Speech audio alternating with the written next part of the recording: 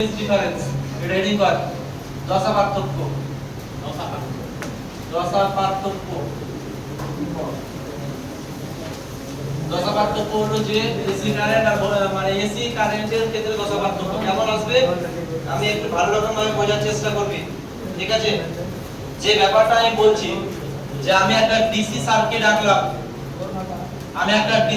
আঁকলাম যেটা আমি বললাম যে রেজিস্ট্যান্স এই যে এটা আছে রেজিস্ট্যান্স এটা হলো আমার ভোল্টেজ এটা হয়ে গেল আমার ডিসি সার্কিট এখানে আমি বলছি V সমান আমি পেয়ে গেলাম 100 ভোল্টেজ আর এখানে R সমান আমি বললাম 1 ওহম এখানে তাহলে বল কারেন্ট কত কোণে যাবে কতগুলো কারেন্টের মান কত বল কারেন্টের মান হয়ে গেল I V R সমান হয়ে গেল কত 100 অ্যাম্পিয়ার আসবে অবশ্যই আসবে আমি একটা অবজারভেশন করছি যেমন আমি বললাম যে সময়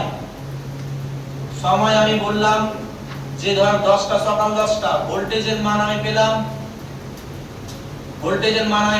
কারেন্টের মান আমি পেলাম সকাল 10টার সময় ভোল্টেজ পেলাম ধর 0 এখানেও আমার 0 আসবে মানে কেমন ব্যাপারটা যে আমি এই সার্কিটটাকে এখানে সুইচ দিইনি সুইচটাকে অফ করে রেখেছি সুইচ যদি অফ করে রাখি তাহলে সকাল 10টার সময় আমার ভোল্টেজ 0 আসবে কারেন্ট আমার 0 আসবে ভালো কথা তুই চলে আয় 11টার সময় আমি ভোল্টেজ সুইচ দিয়েছি চলে এলো 100 ভোল্ট কারেন্ট কত দেখাবে 100 অ্যাম্পিয়ার 12টার সময় যদি কোনো ক্রমে দেখতে পাস ভোল্টেজ কমে গেছে 50 ভোল্ট চলে এলো কারেন্ট কত দেখাবে 50 অ্যাম্পিয়ার আমি 13টা বলতে 1টার সময় আমি বললাম ভোল্টেজের মান হয়ে গেল 0 কারেন্টের মান 0 তাহলে এই অবজারভেশন বা এই তথ্য থেকে আমি যেটা বলতে পারছি সেটা কি সেটা হলো যে প্রতি মুহূর্তে ভোল্টেজ আর কারেন্ট একই সঙ্গে আমি কিন্তু মান পাচ্ছি ভোল্টেজের মান যদি 0 হয় কারেন্টের মান 0 ভোল্টেজের মান যদি 100 হয় কারেন্টের মান 100 ভোল্টেজের মান যদি 50 হয় কারেন্টের মান 50 ভোল্টেজের মান যদি 0 হয় 0 অর্থাৎ ভোল্টেজ 0 হলে কারেন্ট 0 ভোল্টেজ ম্যাক্সিমাম হলে কারেন্ট মিনিমাম ভোল্টেজ যদি আমার অর্ধেক হয় কারেন্ট অর্ধেক এই কনসেপ্ট কিন্তু এসির ক্ষেত্রে কিন্তু কাজে আসবে না আমি যেটা বোঝাতে চাইছি যে ভোল্টেজ আর কারেন্ট এখানে একই সঙ্গে ম্যাক্সিমাম হচ্ছে একই সঙ্গে মিনিমাম হচ্ছে একই সঙ্গে অর্ধেক হচ্ছে একই সঙ্গে 1/4 হচ্ছে এসির ক্ষেত্রে কিন্তু আমার এটা ব্যাপারটা আসবে না যে ব্যাপারটা এবার আসবে সেটা আমি বলছি যেমন আমি বললাম যে সাপোজ এটাকে আমি বলছি এসি সার্কিট যদি আমি নিই তাহলে এটা হলো এসি সার্কিট এই যে এটা এখান থেকে চলে গেল আমার I পরিমাণ কারেন্ট এটা হয়ে গেল এসি এটাকে আমি বলছি ডিসি এটা হলো এসি এবার যে গল্পটা আমি করছি এটাকে আমি বললাম পিক ভ্যালু আরএমএস ভ্যালু নয় এর পিক ভ্যালু হয়ে গেল আমার 100 ভোল্টেজ কারেন্ট গেল I রেজিস্ট্যান্স এখানে আমি নিলাম 1 তাহলে বল কারেন্টের মান তার কত আসবে 100 আসবে না এবার আমি বলছি যে এই এসি কারেন্টের ক্ষেত্রে ভোল্টেজ আর কারেন্ট প্রতি মুহূর্তে চেঞ্জ হয় আমি চেঞ্জের মানটাকে আলাদা করলাম মানে চেঞ্জের কনসেপ্টটা নিয়ে আসলে তুই ধরে নে যে এখানে ফিক্সড আছে ধরে নে যে আমি ফিক্সড করলাম মানে একটা ভ্যালু নিলাম 100 ভোল্ট 100 ভোল্টের রেসপেক্টে আমার কারেন্ট হওয়ার কথা কত 100 ওহম বা 100 ওহম না 100 অ্যাম্পিয়ার সেম কন্ডিশন এখানেও আমি ছক নিব আমি সেটা হলো সময় এখানে আমি ভোল্টেজ দিলাম এখানে আমি কারেন্ট দিলাম তো এখানে যদি আমি বলি সেম জিনিস যে এখানে সকাল 10টা নিচ্ছি সকাল 10টার সময় আমি পেয়ে গেলাম 0 সকাল 11টা হঠাৎ করে এই কারেন্টটা মানে ভোল্টেজটা বৃদ্ধি পেয়ে 100 এলো আমার কারেন্ট হওয়ার কথা কত বল কারেন্ট হওয়ার কথা কত 100 হওয়ার কথা কিন্তু আমি দেখতে পেলাম 100 হয়নি হয়ে গেল 50 অ্যাম্পিয়ার যেমন একটা উদ্ভট টাইপের ব্যাপার চললো না তারপরে চলে আয় 11:30 সময় আমি ভোল্টেজ এবার আমি যদি এর ডায়াগ্রাম একটা আঁকার চেষ্টা করি যেমন আমি বললাম যে এই যে এখানে যদি আমি এটা হলো আমার এসি ভোল্টেজ তো এসি ভোল্টেজ প্রতি মুহূর্তে আমার চেঞ্জ ঘটবে প্রতি মুহূর্তে যদি আমার চেঞ্জ ঘটে আমি ধরেছি এটা হলো 0 এই জায়গাটা এটা হয়ে গেল আমার 100 ভোল্টেজ পিক ভ্যালু ধরেছি 100 ভোল্টেজ এখান থেকে 0 থেকে বাড়তে 100 ভোল্টেজ এলো এবার 100 ভোল্টেজের পর আর কি বৃদ্ধি পেতে পারবে পারবে না, এবার দিয়ে কমবে, এবার কমতে কমতে কমতে কমতে এখানে চলে এলো 50, এখানে চলে এলো কত 0, আবার এই জায়গাটাতে চলে এলো বিপরীত দিকে 50, আবার এই জায়গাতে কত হলো -100, এই জায়গাটা আবার কত চলে এলো 50, এই জায়গাটাতে কত চলে এলো 100, তা 0, এই জায়গাটা হলো 0। কথা বোঝা যাচ্ছে? তাহলে কি আমি বলেছি যে ভোল্টেজটা প্রতি মুহূর্তে আমার চেঞ্জ হয়। তো আমি যে গল্পটা করতে চাইছি যে এই যে পিক ভ্যালুটা নিলাম, এই পিক ভ্যালুটা আমি এবার আরেকটা যেটা ব্যাপার তোদের বলবো, এই ডাটাটা কোনো অ্যাকুরেট বা কোনো অফিশিয়াল ডাটা নয়, এই ডাটার মধ্যে বিভিন্ন রকম মিসম্যাচ থাকতে পারে, সেটা আমাদের আলোচনার বিষয়বস্তু নয়। আমাদের যেটা মূল লক্ষ্য, যে ব্যাপারটাকে আমি বোঝানোর চেষ্টা করব সেই ব্যাপারটা বুঝবো। কথা বুঝতে পারছিস? আবারও রিপিট করছি যে এই ডাটা আর এই ডাটার মধ্যে কোনো রকম মেলবন্ধন হবে না, বা এটা কোনো অফিশিয়াল ডাটা নয়। কেন? আমি যেমন বলে দিয়েছি, যেমন বললাম যে এই যে 100 ভোল্টেজ, এই 100 ভোল্টেজটা এখানে 100 ভোল্টেজ ধরা যাবে না, কারণ কি এটা প্রতি মুহূর্তে আমার চেঞ্জ হয়। আমি জাস্ট বললাম যে একটা যে কোনো একটা মান নেই, সেই মানের রেসপেক্টে যে ব্যাপারটা বোঝানোর চেষ্টা করি সেটা বুঝবি। তাহলে 11:30টা হলো 100 থেকে এবার কমবে কত আসবে 50 আসবে, কত হলো 50, 50 থেকে আমার এই দিকে এবার এখানে আবার কারেন্টের মান কত হওয়ার কথা 50, কিন্তু দেখলাম কারেন্ট চলে এলো এখানে কত 100 অ্যাম্পিয়ার, 100 অ্যাম্পিয়ার। 11:30টা গেল, 12টার সময় অবজারভেশন কর, এটা বৃদ্ধি পেয়ে এটা হ্রাস পেয়ে কত আসবে 0। এখানে এবার আমি দেখতে পেলাম যে এর এবার কারেন্ট যেটা আসবে, কারেন্টের ভ্যালু এবার আমি বললাম এই যে কারেন্ট যদি আমি বলি, কারেন্ট এরকম ভাবে আমার কি করবে পরিবর্তন করবে। তাহলে এই কারেন্টটা যদি 100 যদি এখানে আসে, তাহলে 100 থেকে পরিবর্তনে কত আসবে 50 আসবে, তাহলে এর চলে এলো 50 অ্যাম্পিয়ার। আমি 12:30টা নিলাম, 12:30টার সময় 0 থেকে এবার মাইনাসের দিকে বাড়বে, এইটাকে আমি দেখতে পেলাম 0।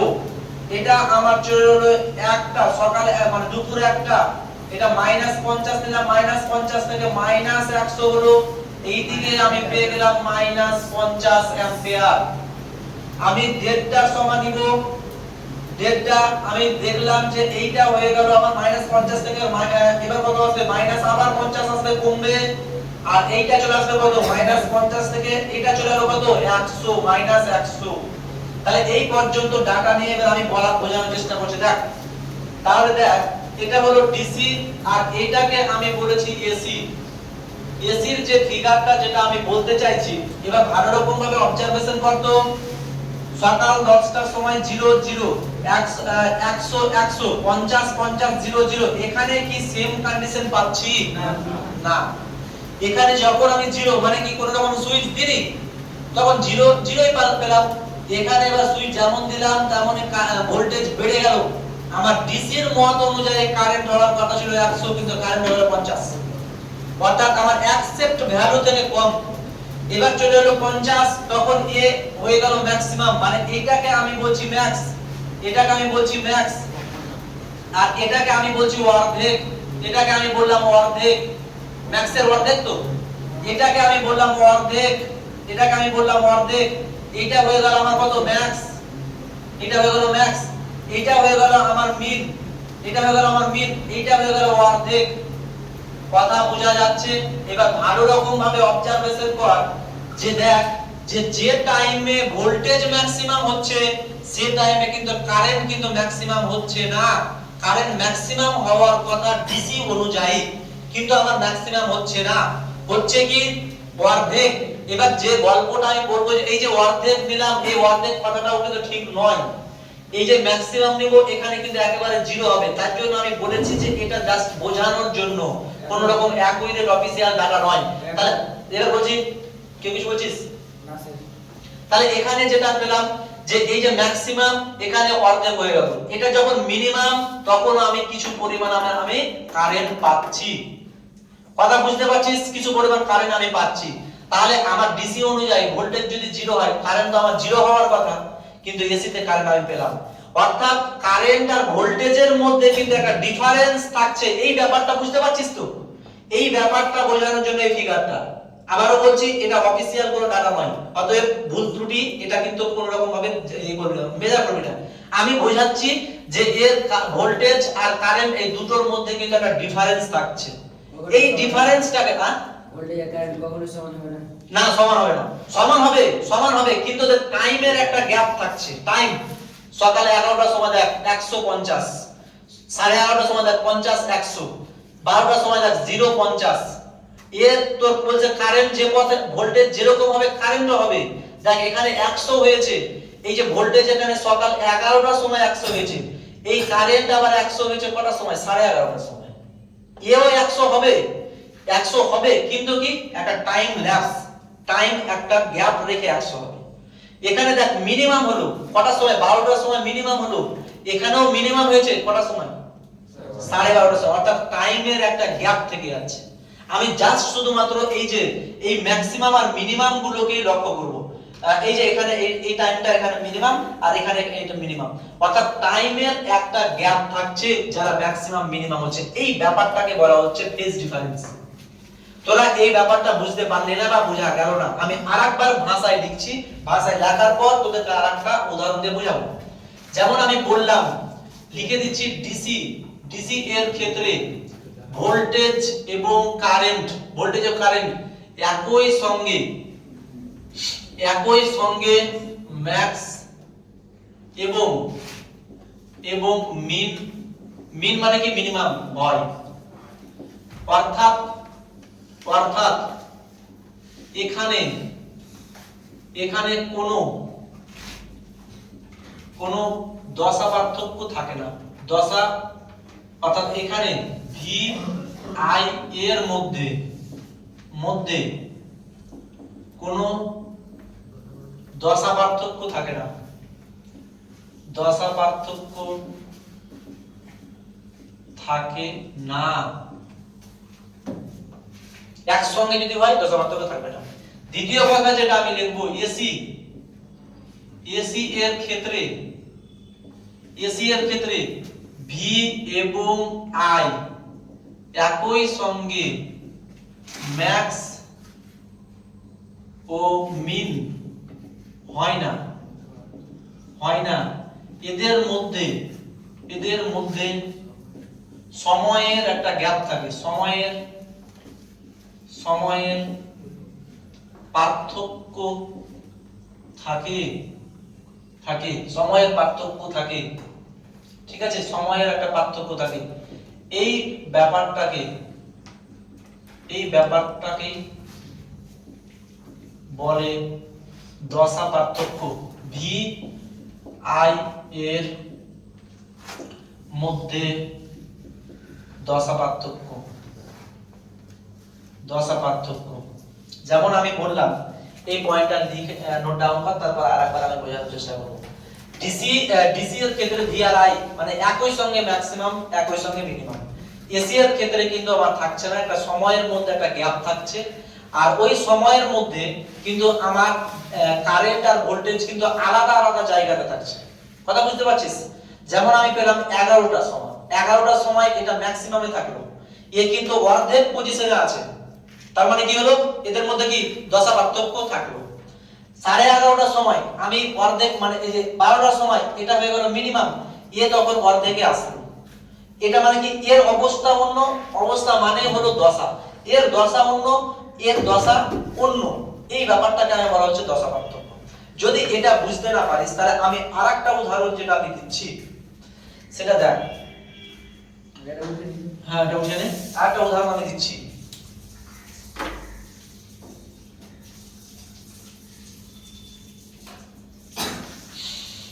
তাহলে সরকার গঠন হয়ে গেল, আমাদের মুখ্যমন্ত্রী কি হলো রে? শুভেন্দু অধিকারী। তাহলে তোরা ভালোই আপডেট আছিস। তাহলে মাথার মধ্যে থেকে আমাদের যে মমতা খালা ছিল, সেই খালাটাকে এখন বাদ দিতে হবে। খালাটা বাদ দিয়ে এখন কি করতে হবে? খালু। 4 তারিখে বলে গিয়ে হয়েছে। হ্যাঁ, এখন খালু। খালার যুগ শেষ, শুরু হলো এখন খালুর যুগ। শিক্ষামন্ত্রী তো শিলিগুড়ি গেছেন। হ্যাঁ, শিক্ষামন্ত্রী তোর করা উচিত ছিল অভিজিৎ গঙ্গোপাধ্যায়কে। মানে আমাদের শিক্ষামন্ত্রী ছিল ব্রাত্য, যে একেবারেই ছিল অপদার্থ। ঠিক আছে, আর এখন যে বিজেপির যে লিডারটা আছে সে হলো অভিজিৎ গঙ্গোপাধ্যায়, যে প্রাক্তন হাইকোর্টের বিচারপতি ছিল, আর যত রকম দুর্নীতির বিরোধিতা করেছিল কিন্তু অভিজিৎ গঙ্গোপাধ্যায়। তো যদি অভিজিৎ গঙ্গোপাধ্যায়কে যদি শিক্ষামন্ত্রী হিসাবে যদি দিত বা দেওয়া হয়, তাহলে কিন্তু আমাদের যুব সমাজের জন্য কিন্তু প্রচন্ড পরিমাণ কিন্তু ভালো হবে। কিন্তু এখান থেকে অসুবিধাটা কি হলো যে অভিজিৎ গঙ্গোপাধ্যায় এখন বর্তমানে এমপি আছে, মানে ওকে যদি শিক্ষামন্ত্রী পদে বসতে হয় তাহলে কিন্তু এমপির পদ থেকে ইস্তফা দিতে হবে। একই সঙ্গে এমপি আর একই সঙ্গে শিক্ষামন্ত্রী পদ কিন্তু কোনো রকম ভাবে কিন্তু মেজার করতে পারবে না, বুঝলি? তো অনেকেই কিন্তু সাজেশন করছে যে না, শিক্ষামন্ত্রী অভিজিৎ গঙ্গোপাধ্যায় ভালো হয়, আর হতোই কিন্তু এখন হবে না। শিলিগুড়ি কাকে দিল রে? কোন একটা হ্যাঁ, কোন ঘোষ আছে তাকে দিয়েছে, শঙ্কর ঘোষ। আর শ্রমিক ভট্টাচার্যকে কি দিয়েছে? শ্রমিক ভট্টাচার্যকে কিছু দেয়নি বোধহয়, তোর শ্রমিক ভট্টাচার্যকে দেয়নি। দিলীপ ঘোষকে দিয়েছে তোর ভাইস ভাইস ভাইস মানে কি? শুভেন্দুর অনুপস্থিতিতে ও সিএম থাকবে, তো ও তো সব সময় উপস্থিত থাকবে। দিলীপের উপরে কিন্তু অন্যায়টা হলো, বুঝতে পারছিস? দিলীপের উপর অন্যায়টা হলো, কারণ এই পার্টিটাকে কিন্তু বড় করার মূলেই হলো কিন্তু দিলীপ। হঠাৎ করে শুভেন্দু বাবু তৃণমূল থেকে চলে এলো একদম বিজেপিতে, মানে ঘুরিয়ে এখন সবাই কিন্তু ক্রিটিসাইজ করছে যে এক তৃণমূল গেল আর এক তৃণমূল ক্ষমতায় এলো। শুভেন্দু তো আগে তৃণমূলে ছিল রে, না মনে পড়ছে না? হ্যাঁ, এখন শুভেন্দু অধিকারীকে দেওয়া ছাড়া কোনো রকম গতিও ছিল না, কারণ হলো দুইবার কিন্তু আমাদের খালাকে হারিয়েছিল, বুঝতে পারছিস?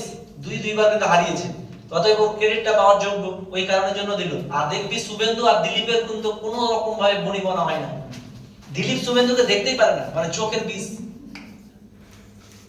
বুঝতে পারছিস? এই কারণের জন্য দেখবি কোনো সময় ওরা মুখোমুখি হয় না, কোনো সময় পাশাপাশি বসেও না, হয়তো দুই একবার জায়গাতে বসবে, তা বসে না।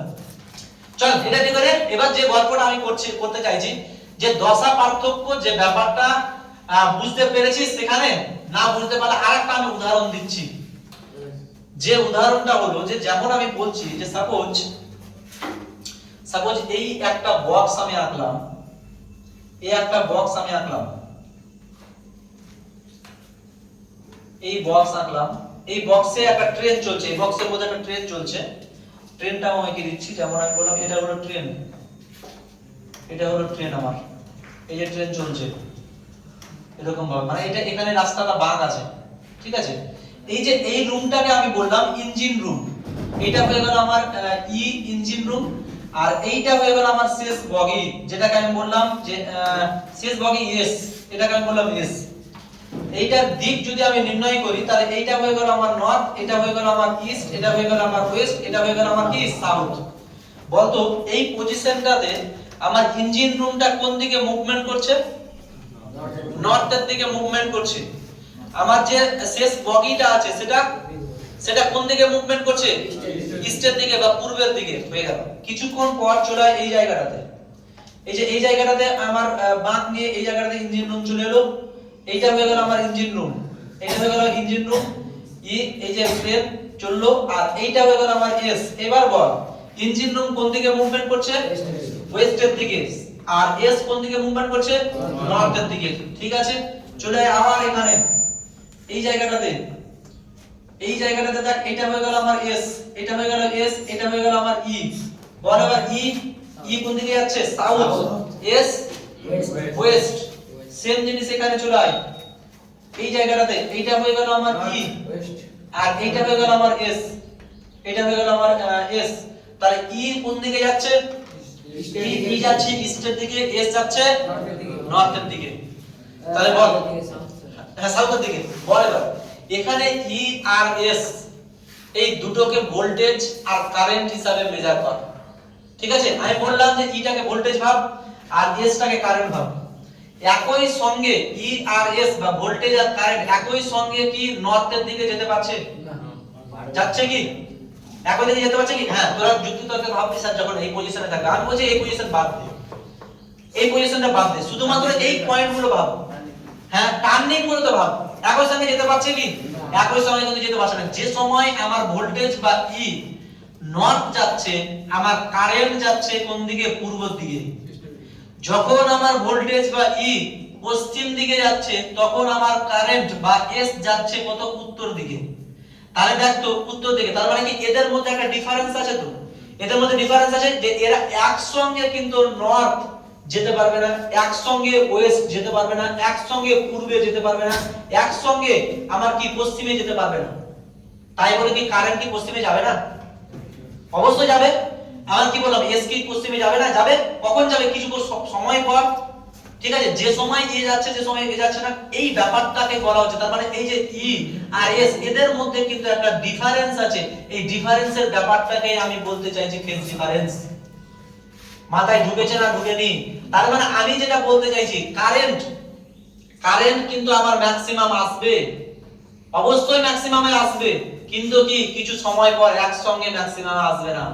এই যে কারেন্ট কিন্তু এই কারেন্ট কিন্তু অবশ্যই যেতে যাবে, উত্তরে যাবে।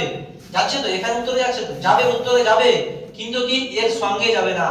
অর্থাৎ আগে এর চলে যাবে, তারপরে কি যাবে? কারেন্ট যাবে। ঠিক আছে, সেম জিনিস। তারপর এখানে যে এই যে আমি বললাম যে জিরো, মানে ভোল্টেজ আমার জিরো এলো, কারেন্টও আমার জিরো আসবে, তবে কি সময়ের ডিফারেন্স থাকবে, অর্থাৎ সময়টা অন্যরকম ভাবে আসবে।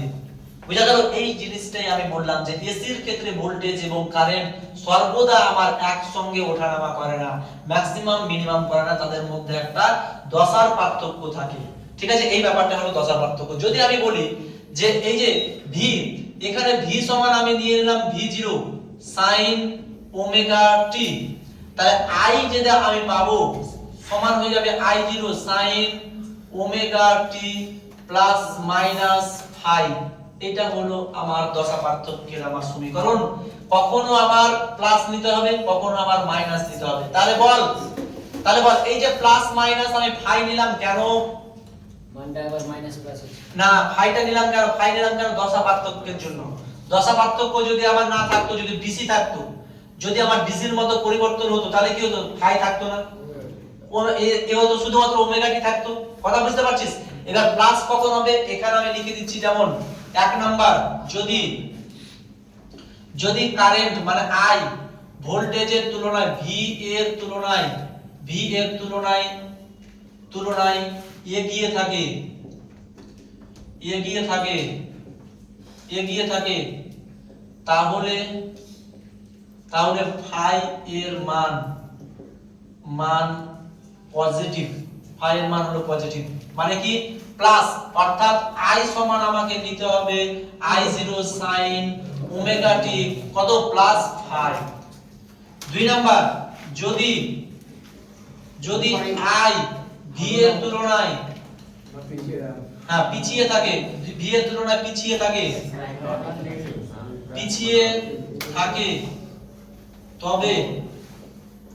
তবে i সমান চলে আসবে I0 sin omega t minus 5। এটাই হয়ে গেল আমার দশা পার্থক্য। কথা হচ্ছে যে এবার তোদের মাথায় স্যার কোশ্চেন জানতে পারে যে স্যার, যে এই যে এতগুলো আপনি লেকচার দিলেন, যে দশা পার্থক্য থাকলো, অর্থাৎ ভোল্টেজ আর কারেন্ট কোনো সময়ই একসঙ্গে তারা মানে ম্যাক্সিমাম এবং মিনিমাম আসবে না, এটা কেন হচ্ছে? অর্থাৎ কেন এর সঙ্গে ডিসির মতো ম্যাক্সিমাম একসঙ্গে হবে না? না তো এর কারণটা হলো লেঞ্জ ল। পড়েছিলাম তো লেঞ্জ ল। যখনই তুই সুইচ দাবলি এসির ক্ষেত্রে, ওখানে একটা ইন্ডাক্টর থাকবে, সেই ইন্ডাক্টরের কাজ হলো আমার কারেন্টের প্রবাহ মাত্রাটাকে কি করা? বাধা দেওয়া। যেমনই বাধা দিল, কারেন্টটা স্লো হয়ে গেল। কখনো কারেন্টকে বাধা দিবে, কখনো ভোল্টেজকে বাধা দিবে। যখন আমি ক্যাপাসিটর লাগাবো, তখন ভোল্টেজটা কিন্তু কারেন্টের তুলনায় পিছিয়ে যাবে, অর্থাৎ কারেন্ট বেড়ে যাবে। তখনই আমার এই সমীকরণটা চলে আসবে। অর্থাৎ আগে ছুটবে কারেন্ট, তারপরে ছুটবে ভোল্টেজ। যখন আমি কি ক্যাপাসিটর লাগাবো, যখন আমি ইন্ডাক্টর লাগাবো, তখন কিন্তু আমার ভোল্টেজ আগে ছুটবে, কারেন্ট পিছে ছুটবে। ইন্ডাক্টরের কাজ হলো কারেন্টটাকে বাধা দেওয়া। কথা বুঝতে পারছিস? তাহলে কেন এরকম ঘটছে?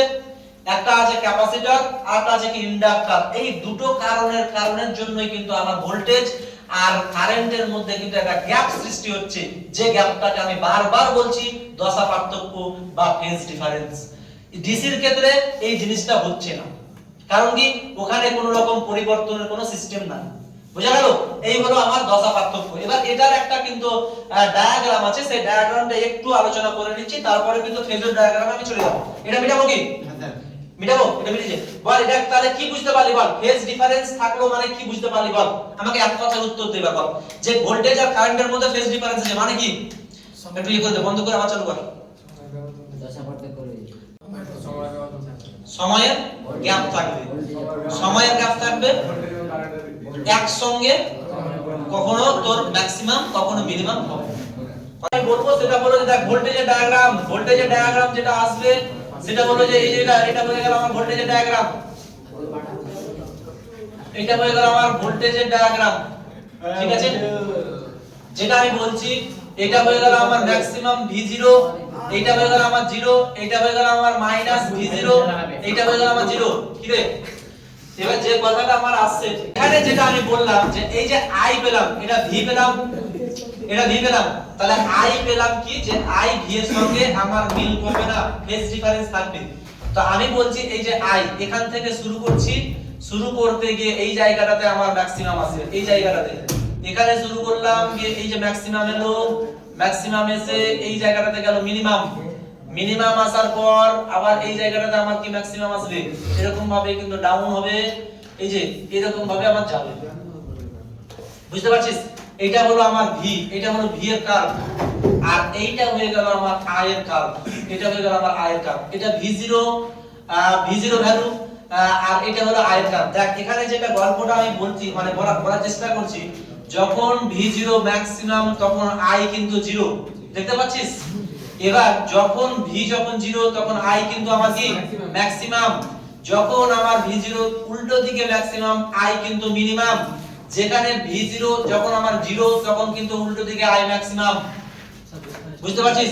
অর্থাৎ কারেন্ট ম্যাক্সিমাম হচ্ছে, ভোল্টেজও ম্যাক্সিমাম হচ্ছে, কিন্তু আমার কিন্তু টাইমের একটা ডিফারেন্স আলাদা আলাদা ভাবে হচ্ছে, এটাকেই বলা হচ্ছে আমার কি ফেজ ডিফারেন্স। এবার যদি এদের ফেজ ডিফারেন্স না থাকতো তাহলে ডায়াগ্রামটা কেমন আসতো, ফেজ ডিফারেন্স যদি না আসতো তাহলে ডায়াগ্রাম এই যে এরকম ভাবে আসতো।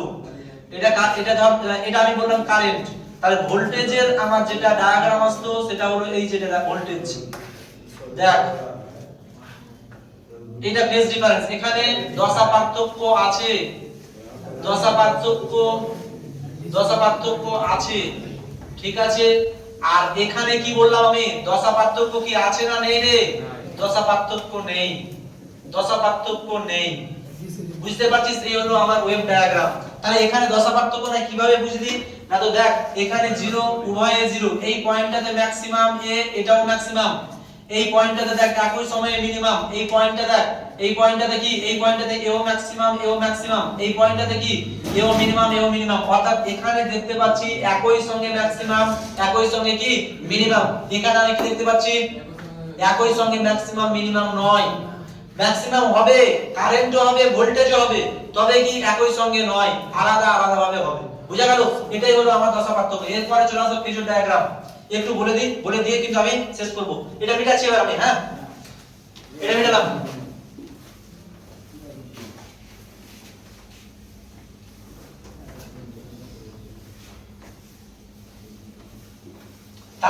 তাহলে বল এই যে আমি দশা পার্থক্যটা পেলাম বা ফেজ ভি আর আই একসঙ্গে মিনিমাম ম্যাক্সিমাম হয় না, কিসের জন্য বললাম, দশা পার্থক্য কেন পাচ্ছিলাম, এরকম ঘটনা কেন ঘটছে বলছি বল। ওই তো লেঞ্জ ল বলেছিলাম না, লেঞ্জ ল বা ইন্ডাক্টর আছে যেটাকে কি কারেন্টটাকে বাধা দিচ্ছে, কোন সময় ভোল্টেজটাকে বাধা দিচ্ছে। এবার আমি হেডিং করব সেটা হলো ফেজর ডায়াগ্রাম। চলে আসবো আমি ফেজর ডায়াগ্রাম, ফেজর ডায়াগ্রাম। আর এই ফেজর ডায়াগ্রামটা ভালো রকম ভাবে বোঝার চেষ্টা করবি, ঠিক আছে, কারণ এই ফেজর ডায়াগ্রাম নিয়ে প্রত্যেকটা তোর আছে, সমস্ত কিছু আছে।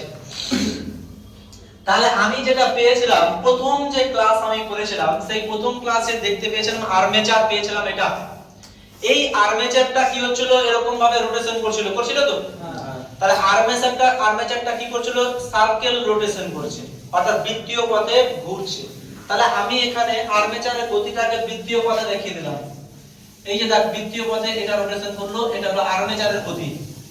এটাকে আমি চার ভাগে ভাগ করে দিচ্ছি, সেই চার ভাগটা হলো যে এই যে এখান থেকে এইটা, এখান থেকে এইটা হয়ে গেল আমার 0 পয়েন্ট। আমি বললাম যে এইটা হলো আমার আর্মেচারের স্টার্টিং পয়েন্ট, আর্মেচারটা t সমান 0 এই জায়গাটাতে আছে, কিছু সময় পর এই জায়গাটাতে গেল, এবং এইটাকে আমি বললাম একটা অ্যাঙ্গেল তৈরি করবে, এখান থেকে আমার একটা অ্যাঙ্গেল তৈরি হলো, এই যে এটা এই অ্যাঙ্গেলটাকে আমি বলছি থিটা। আর এ যদি যায় তাহলে ওমেগা সমকৌণিক বেগে যাবে, তাহলে থিটা সমান আমি বলতে পারি ওমেগা টি। বুঝতে পারছিস কি বললাম আমি? যে এই যে মানে এটা কি বলছে, আর্মেচারটা এরকম ভাবে রোটেশন করছে কোন বেগে? ওমেগা কৌণিক বেগে। ওমেগা কৌণিক বেগে রোটেশন করছে, টি সমান 0 এই জায়গাটাতে ছিল, কিছু সময় পর এ এই যে এই পয়েন্টে চলে গেল এ, তাহলে এখান থেকে এটা একটা অ্যাঙ্গেল করবে, তো সেই অ্যাঙ্গেলটার মান থিটা সমান ওমেগা টি। এটা বুঝতে পেরেছিস তো? আশা করছি পেরেছিস। তাহলে এখান থেকে এবার আমি বললাম যে এখান থেকে একটা লম্ব টানলাম, এখান থেকে এই যে এখান থেকে একটা লম্ব টানলাম এই পয়েন্টের উপরে, এই যে এপি, এই পি পয়েন্টটাতে আমি লম্ব টানলাম। অর্থাৎ এই যে এটা যদি এ হয়, এটাকে আমি বললাম ই, এটাকে আমি বললাম ই, এটাকে আমি বললাম এফ। ই এর একটা ব্যাস, তো এফ ব্যাস, যেখান থেকে আমি বলছি এই যে এটা হলো 0 পয়েন্ট, এই 0 ই হলো আমার কি? ব্যাসার্ধ। ব্যাসার্ধ, তাহলে 0 ই যদি ব্যাসার্ধ হয়, আমি এ পয়েন্ট থেকে এই 0 ই ব্যাসার্ধের উপর পি লম্ব টানলাম। বল এবার, তাহলে এই যে এ যত এই দিক বরাবর এগিয়ে যাবে, এই দিক বরাবর এগিয়ে যাবে, পি এর গতিটা কেমন হবে, এটা কিন্তু আমার আলোচনার বিষয়বস্তু বা ফেজর ডায়াগ্রামের মূল বিষয়বস্তু। যদি আমি বলি যে এইটাকে এই যে 0a, এখানে 0 পয়েন্ট হলো 0a ভেক্টর, 0a ভেক্টরটাকে আমি v0 দিয়ে ডিনোট করলাম। কি দিয়ে ডিনোট করলাম? v0, মানে আর্মেচার পাক মারছে, আর্মেচার পাক মেরে আমার কি ভোল্টেজ তৈরি করছে। সাপোজ বললাম যে এইটা হলো আমার v0, এইটা হয়ে গেল আমার v0, তাহলে 0p সমান কত আসবে? 0p ভেক্টর সমান আমি ধরলাম v, সমান আমি ধরলাম v, v সমান কত আসবে বল? v0 sin থিটা আসবে না, বা v0 sin ওমেগা টি আসবে না? আসবে না বল? ভেক্টরের লম্ব বরাবর দুটো উপাংশকে আমি বিভক্ত করেছি, এটা হলো ভেক্টর। থিটা যদি এটা হয়, তাহলে এই দিক বরাবর কি আসবে? v0 cos থিটা, আর এই দিক বরাবর কি আছে? v0 sin থিটা, যেটা আমি বলেছি v সমান কত? v0 sin থিটা, আর v কোনটাকে ধরেছি? op সমান v ধরেছি। কথা বুঝতে পারছিস? এবার এই ভিটা, এই যে ভিটা, এই ভিটার ডায়াগ্রাম বা এই ভিটার গতি কেমন হবে, সেটাই হলো ফেজর ডায়াগ্রামের মূল বিষয়বস্তু। বুঝা গেল? তাহলে এটা যেটা বলবো আমি, এই যে পি বল, এই যে এ এলো, পি এখানে এলো, এ যদি এই জায়গাটাতে চলে আসে, আমি বললাম এ এই রকম একটা এ ড্যাশ এলো, পি এবার কোন দিকে আসবে বল? পি কি এখানে আসবে না? পি চলে এলো এই জায়গাটাতে, আসবে তো? আসবে না রে? আসবে। আমি বললাম এই জায়গাটাতে এ চলে এলো, এই জায়গাটাতে এ এলো, তাহলে পি কোন দিকে আসবে? পি এখানে আসবে। তার মানে আমি বুঝতে পারছি 0 থেকে শুরু করে ই পর্যন্ত পি এর গতি কি হবে? উপরের দিকে। কথা বোঝা যাচ্ছে? পি হলো উপরের দিকে, তাহলে 0 থেকে ই পর্যন্ত অ্যাঙ্গেল কত? 90 ডিগ্রি। অ্যাঙ্গেল 90 ডিগ্রি, তো তার মানে 0 থেকে আমার থিটার ভ্যালু যদি 0 থেকে আমার 90 ডিগ্রি হয়, পি হয়ে যাবে আমার ঊর্ধ্বমুখী। বুঝা গেল? হয়ে গেল।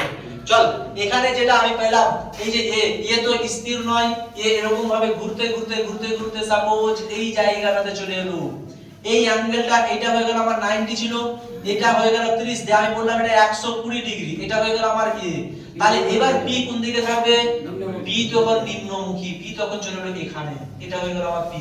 তাহলে বল যে 0 থেকে 90 পর্যন্ত পি এখান থেকে ঊর্ধ্বমুখী, যেই 90 ক্রস করলো তখন কি হয়ে গেল? নিম্নমুখী হয়ে গেল। বোঝা যাচ্ছে?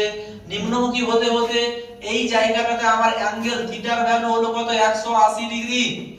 এই জায়গাটাতে অ্যাঙ্গেল 180 ডিগ্রি নয় রে, এখানে আমার 0 ছিল, এবার এই জায়গাটাতে 180 ডিগ্রি। এই সময় থিটা সময় 180 সময়ে আমার পি পয়েন্টটা কোথায় থাকবে? 0 তে, এখানে থাকবে। এই যে এখানে হয়ে গেল। যেই 180 কভার করলো, 180 কভার করে সাপোজ আমি বললাম যে এই যে এই জায়গাটাতে এলো, তাহলে এটা হলো 180 আর এটা 30 দিয়ে কত হলো? 210। 210 এ পি কোন দিকে থাকবে? পি হলো আমার কত? এই যে এটা হলো পি, এই পি কোন দিকে যাবে? নিম্নমুখী, অর্থাৎ বিপরীত অভিমুখে। এটা নিম্নমুখী নয়, এটা তুই দেখতে পাচ্ছিস বিপরীত অভিমুখে ঊর্ধ্বমুখী। এটা তো পি পয়েন্ট রে, ঊর্ধ্বমুখী, উল্টো দিকে, উল্টো দিকে এটা, ঠিক আছে? মানে এখান থেকে এটা হলো ঊর্ধ্বমুখী, দিয়ে এখান থেকে এটা নিম্নমুখী, বিপরীত দিকে আবার এটা ঊর্ধ্বমুখী, ঊর্ধ্বমুখীর পর বিপরীত দিকে এবার কি হবে? নিম্নমুখী। কথা বুঝতে পারিস? এবার তোরা বলতে পারিস এটা নিম্নমুখী স্যার, তারপর এটা এদিকে। বুঝে গেল? তাহলে এখান থেকে চলে গেল এটা পি।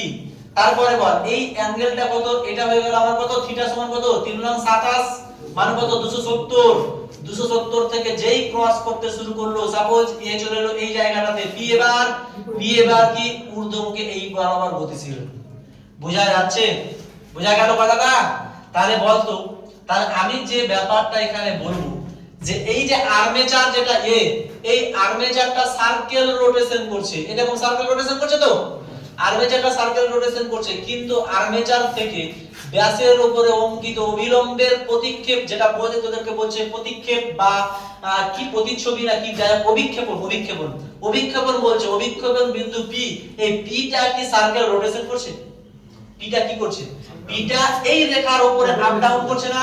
অর্থাৎ একবার কি হলো, এই যে দেখ পি এর গতি একবার 0 গেল, উপরে গেল, গিয়ে আবার 0 এলো, আবার নিচে গেল, আবার উপরে এলো, আবার উপরে যাবে, আবার 0 আসবে, আবার নিচে যাবে, অর্থাৎ এরকম ভাবে আপ ডাউন করবে।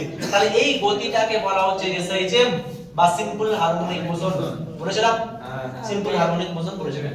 তাহলে এখানে যেটা বলবো, এখানে তাহলে আমি লিখবো, এখানে আমি যেটা লিখবো যে এখানে আর্মেচার বা বৃত্তপথে গতিশীল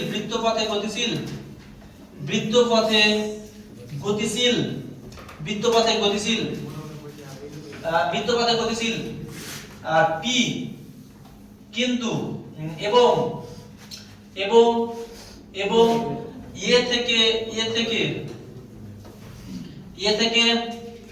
এ থেকে ব্যাসার্ধের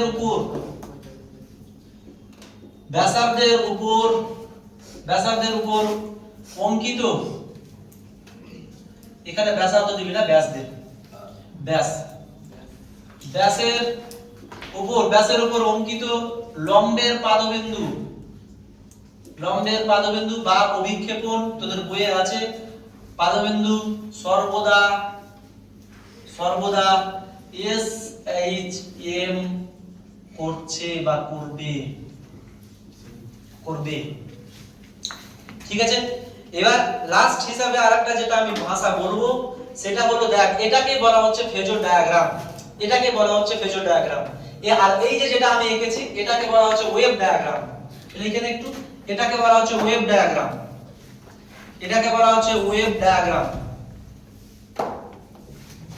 এটা হলো আমার ওয়েভ ডায়াগ্রাম।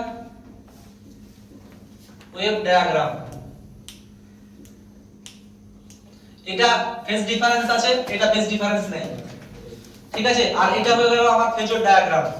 এবার যে গল্পটা আমার আসছে এখানে, তাহলে বল ফেজর ডায়াগ্রাম বা যে কোনো একটা ওয়েভের ক্ষেত্রে আমি আধার নাম্বার হিসাবে ধরেছিলাম কি দশা, অর্থাৎ দশাটাই হলো আধার নাম্বার।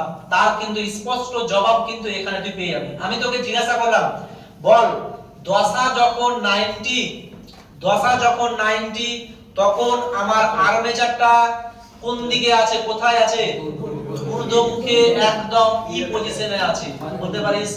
আমি বললাম বল দশা যখন 110 ডিগ্রি তখন আমার লম্বের পাদবিন্দু পি কোন অভিমুখে? নিম্ন অভিমুখে। বুঝতে পারছিস?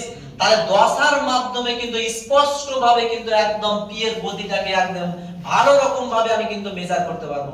তুই যদি বলিস যে আমি দশা ছাড়া মেজার করব, সাপোজ আমি বললাম যে আমি দশা দিব না, আমি লেন্থ দিয়ে মেজার করব। সাপোজ আমি বললাম যে এই যে এখান থেকে এই পর্যন্ত ওর মেজার হলো 5 মিটার, আমি বললাম যে সে 0 পয়েন্ট থেকে 5 মিটার দূরত্বে আছে। তুই বল এবার কি ভাববি? তুই কি উত্তর পাবি? ঊর্ধ্বমুখে আছে নাকি নিম্নমুখে আছে নাকি ডানে আছে নাকি বামে আছে? কিছুই তো অ্যানসার পেলাম না, শুধুমাত্র পেলাম কি 5 মিটার। কারণ 5 মিটার তো আমার কি ঊর্ধ্বমুখেও হতে পারে, নিম্নমুখেও হতে পারে, এইদিকেও হতে পারে, এইদিকেও হতে পারে নাকি? তাহলে যদি আমি এই সরলটাকে 5 মিটারের জায়গা পাইতে যদি আমি অ্যাঙ্গেল দিয়ে মেজার করার চেষ্টা করি, তাহলে কি আসবে? অ্যাঙ্গেল দিয়ে মেজার করলে তাহলে কি স্পষ্ট ভাবে ব্যাখ্যা করতে পারলাম না? যখন থিটা 270 তখন থিটা তখন ক্যালকুলেশন করে থিটা 270 মানে এই জায়গাটা আছে। তাহলে 270 যেই কভার করবে সেই পিটা কি হবে? এবার উপরের দিকে চলতে শুরু করবে। তাহলে দশার মাধ্যমে, ফেজর ডায়াগ্রামের মাধ্যমে আমি যে কোনো ওয়েভকে সুস্পষ্ট ভাবে আমি ব্যাখ্যা করতে পারি। ঠিক আছে? তাহলে এটা যদি তোরা বুঝতে পারিস তাহলে আমাকে একটু এটার সঙ্গে কিন্তু আমার মেলবন্ধন করে দে। এই ডায়াগ্রাম আর এই ডায়াগ্রামের মধ্যে আমি রিলেশন বের করার চেষ্টা করছি। বল এই যে 0 পয়েন্ট এটা হলো আমার 0 পয়েন্ট, t সমান আমার 0 পয়েন্ট পেলাম। এই 0 পয়েন্ট এখানে কোন বিন্দুটা 0 পয়েন্ট বল? কোনটা? ও বিন্দুটা হলো 0 পয়েন্ট অবশ্যই। তাহলে এটা হলো আমার 0 পয়েন্ট। বা কেউ যদি বলিস আর্মেচারের গতি হলো এটাও বলতে পারিস। আর্মেচারের ক্ষেত্রে আমি বলতে পারবো এটা, আর যেটা পাদবিন্দু আছে সেটার ক্ষেত্রে বলতে পারবো এটা। বুঝা গেল? চলে আয় এবার। আমি বললাম যে এটা হলো 0 পয়েন্ট, এটাকে আমি বললাম a, এটাকে আমি বললাম b, এটাকে আমি বললাম c, এটাকে আমি বললাম d। বল এবার b পয়েন্ট এখানে কোন পয়েন্টটা? কোনটা? আমি এখানে নাম দিচ্ছি, এটা হলো e, এটা হলো f, এটা হলো f, এটা হলো আমার g, এটাকে আমি বললাম যে h বললাম, এটাকে আমি বললাম h বল। তাহলে এখানে যেটা আমি b পেলাম, b পয়েন্ট এখানে কোন পয়েন্ট? 100 কোন পয়েন্টটা? হ্যাঁ g। কথা বুঝতে পারছিস? এখানে যদি c পয়েন্ট নি, c পয়েন্ট কোনটা? f। এখানে যদি d পয়েন্ট নি, d পয়েন্ট কোনটা? এবার h। কথা বোঝা গেল? অর্থাৎ এইরকম ভাবে একদম রোটেশন করছে। এবার বল এখানে, এক মিনিট এটা শেষ করতে দে। এখানে যেটা আমি বলবো t/4 টাইম কোনটা? এখান থেকে এটা যেতে কত টাইম লাগলো? t/4। তার মানে এখান থেকে এই যে এই টাইমটা হলো আমার t/4। এই যে উঠে এই যে এটা হলো আমার কত? t/4। বোঝা গেল? তারপরে বল t/2 কোনটা? এই যে এটা হলো আমার কত? t/2। তাহলে এইটা হয়ে গেল আমার কত? t/2। তারপরে কত? 3t/4। হ্যাঁ ও আচ্ছা এটা t/2 হবে। এটা হলো t/2, এটা হয়ে গেল আমার কত? 3t/4। এটা হলো কত? 4t/4 বা কত t? এটা হয়ে গেল আমার 4t/4/4। অর্থাৎ আমার এই যে এই ডায়াগ্রাম আর এই ডায়াগ্রামের মধ্যে কোনো রকম ডিফারেন্স নাই, শুধুমাত্র আমার কি প্রকাশ ভঙ্গিমা। কথা বুঝতে পারছিস? এই হলো বর্গ। এটাকে আমি বলছি ওয়েভ ডায়াগ্রাম, এটাকে আমি বলছি ফেজর ডায়াগ্রাম। এবার এই ফেজর ডায়াগ্রাম থেকে এর পরে ভোল্টেজ আর কারেন্টের ফেজর ডায়াগ্রাম কেমন হবে সেটা এর পরের দিন আলোচনা করব। তারপরে মাঝখানে একটা টপিকস কিন্তু বাদ গেছে, সেটা হলো ক্ষমতা। এই যে ক্ষমতা আছে বলে দেখ ওই এটা তোরা করে নিবি না, এটা তো মানে ছিলাম রে, এটা তো হয়েছিল। এই যে এই টপিকসটা এটা তোরা পড়ে নিবি, কোনো অসুবিধা নাই, এখানে কোশ্চেন আসে না আর বললে বুঝতে পারবি। এই যে এই টপিকসটা এখান থেকে ফেজর ডায়াগ্রাম করেছে, এবার এর পরের দিন ক্ষমতা গুণকটা হবে। ক্ষমতা গুণক কি আছে সেটা হবে। চল আর মানে আমি পড়াতাম কোনটা বলো, এই যে এই ডায়াগ্রামটা পড়াবো।